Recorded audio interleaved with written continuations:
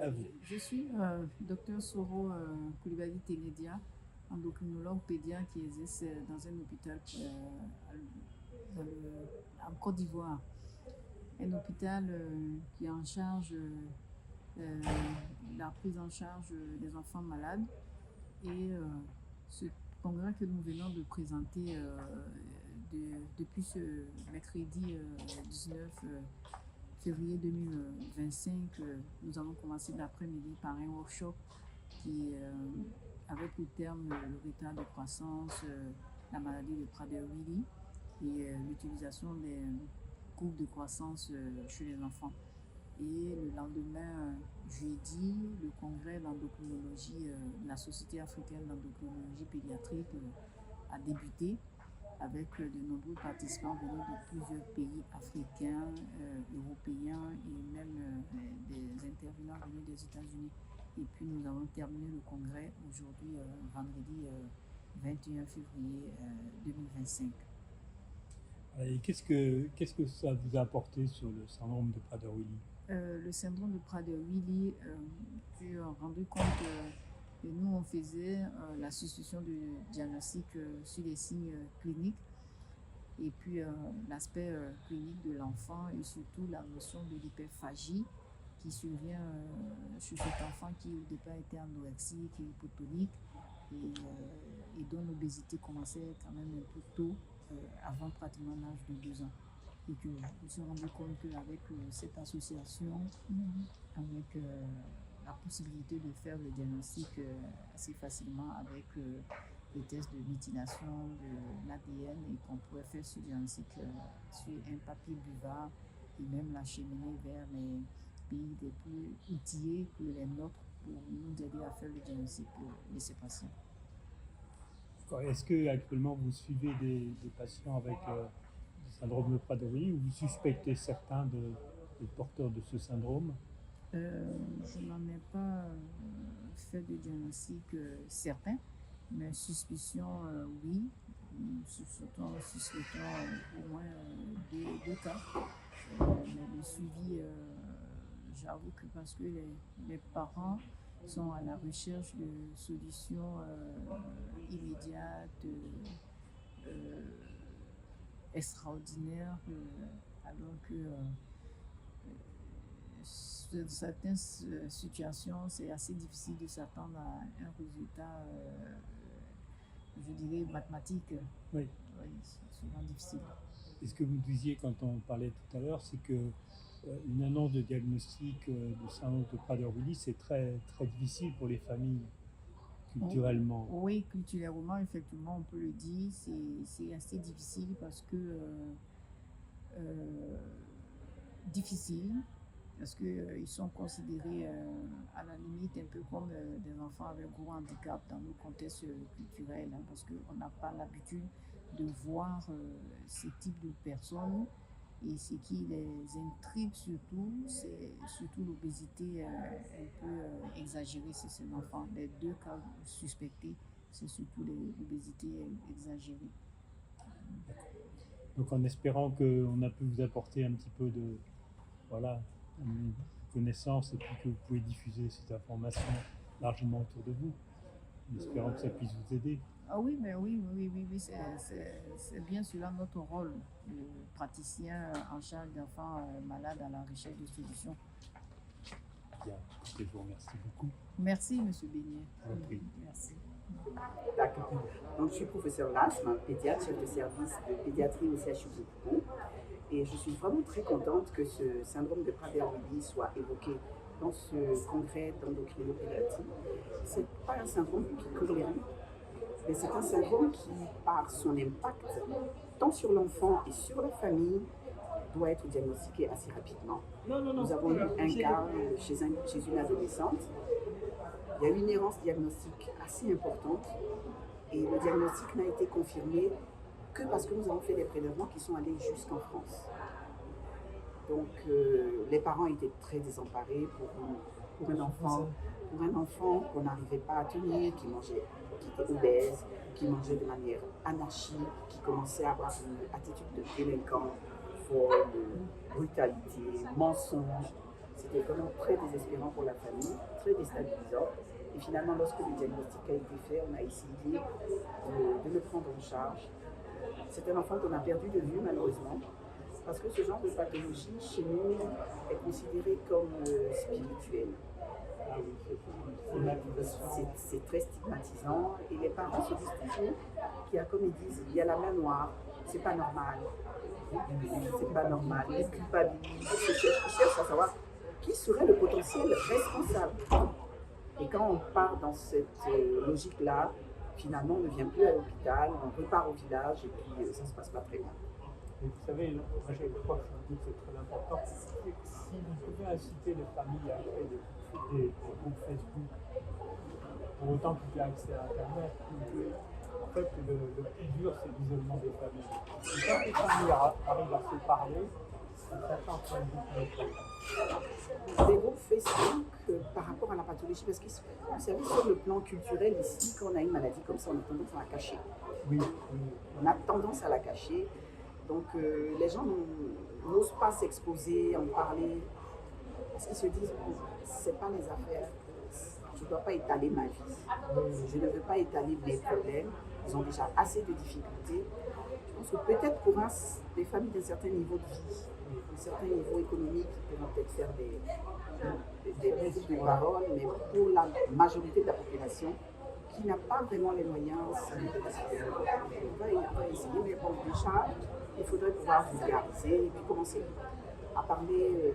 Je pense que si on prend le volet troubles du comportement et obésité, on pourra avoir pas mal. Mais l'idéal aurait été de faire le diagnostic assez tôt en période néonatale. Donc, par rapport à la pédiatrie, je pense que c'est pas une pathologie qui est enseignée, mais on pourrait commencer déjà à informer les pédiatres, leur parler déjà de l'hypotonie en période néonatale, qui existe de plus en plus. François, I am Emmanuel Amiel. I'm a pediatrician and pediatric endocrinologist in Ghana. I practice at Kofanochi Teaching Hospital in Kumasi. I'm also a lecturer at Kwame Nkrumah University of Science and Technology. I think we see cases of Prader-Willi syndrome, but if you look at the presentation, more especially in the neonatal period, it also resembles or mimic neonatal sepsis.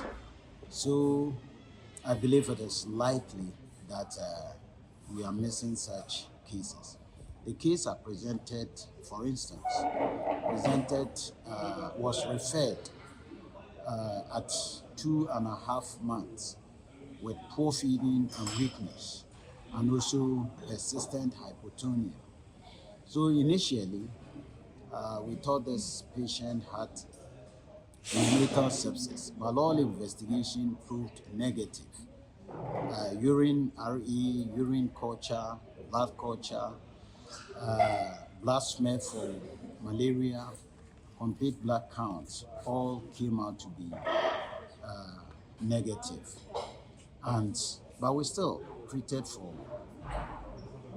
neonatal sepsis because the weakness, poor feeding are also signs of neonatal sepsis at times. And in neonates at times they may not mount fever. But in this patient, the persistent hypotonia led to suspicion of Prader-Willi syndrome. We discharged the mother and we were looking around to see if we could get place for genetic diagnosis so that we'll be able to confirm and manage. Unfortunately, the patient died before we could get any help, and we could not until I met Francois, and he has given me a lot of information and assurance that anytime we get any such patient with suspicion of Prader-Willi syndrome, we can do the testing, and the genetic testing is free. This will be done in Italy. So I'm going to look out for such patients. I'm going to look out for them in the clinic and also on the neonatal ward. And any such cases, I will get in touch with Nora. I will get in touch with Francois. I have his email address now. And we see how we do proper diagnosis and then manage them. I think we have an organized clinic that will be able to follow up such patients. Thank you. Okay, thank you very much. So this travel grant is something which helps you. Yeah. It has also been helpful. Alors, je pense que ce type de journée, ce sont des initiatives qui peuvent sauver des vies. Parce qu'elles participent à la formation, et mieux on sera formé, et mieux on saura reconnaître les signes d'alarme, et mieux, on espère, on saura les prendre en charge, parce qu'il y a quand même des besoins. Et ces enfants se retrouvent sans solution. Voilà. Effectivement, l'année dernière, j'ai bénéficié d'un travel grant de la part de IPSO qui m'a permis de participer à la conférence ASPEC en Algérie. Et pendant cette conférence, j'ai eu l'occasion d'apprendre davantage sur le syndrome de Prader-Willi et aussi de voir des enfants qui étaient atteints de la maladie et d'échanger avec quelques familles pour voir un peu quelles sont leurs difficultés, étant donné que dans mon pays, c'est une maladie qui n'est pas bien connue, en dehors des endocrinopédiatres, les autres spécialistes qui prennent en charge l'enfant ne connaissent pas bien la pathologie. Et ça m'a permis aussi de penser à une idée de formation pour pouvoir améliorer le diagnostic dans mon pays, parce que si les gens sont capables d'identifier les enfants, ils pourraient nous les envoyer pour qu'on puisse confirmer les diagnostics et aussi leur offrir une meilleure qualité de vie par une prise en charge adaptée avec les moyens disponibles. Pendant la conférence, j'ai également appris sur les nouvelles modalités thérapeutiques qui sont évaluées dans des centres de référence pour voir ce que ça pourrait apporter dans la prise en charge des enfants vivant avec le Prader-Willi.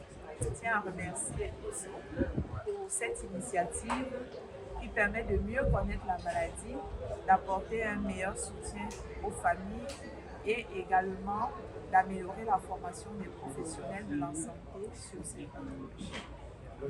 Pour le diagnostic, vous avez la possibilité de faire des diagnostics non, nous n'avons pas la possibilité. Il y a Mais free diagnostic. oui. Oui, justement, nous avons pensé que si nous formons les collègues et que nous avons plus de retours, parce qu'on ne connaît pas l'ampleur de la maladie dans notre pays, ça nous permettrait d'utiliser l'ouverture du diagnostic gratuit qui est offert par IPSO pour pouvoir conclure et pouvoir informer les familles sur la maladie également. Et est-ce que enfin, je pense que c'est important d'arriver à susciter chez les familles qui créent des groupes WhatsApp pour qu'ils ne soient pas isolés? Oui. Parce que c'est ça le problème quand ils ne sont pas nombreux, c'est un peu stigmatisant. Oui, effectivement. Si nous avons des cas qui sont identifiés, nous allons justement travailler avec les familles parce que nous savons que l'association, c'est quelque chose qui rassemble les gens, qui les encourage à aller un peu plus loin et qui leur donne aussi la possibilité de faire le plaidoyer pour que la prise en charge des enfants soit meilleure et que leur qualité de vie et même leur survie soit meilleure. Merci beaucoup. Bonne continuation. Merci. Et bon retour.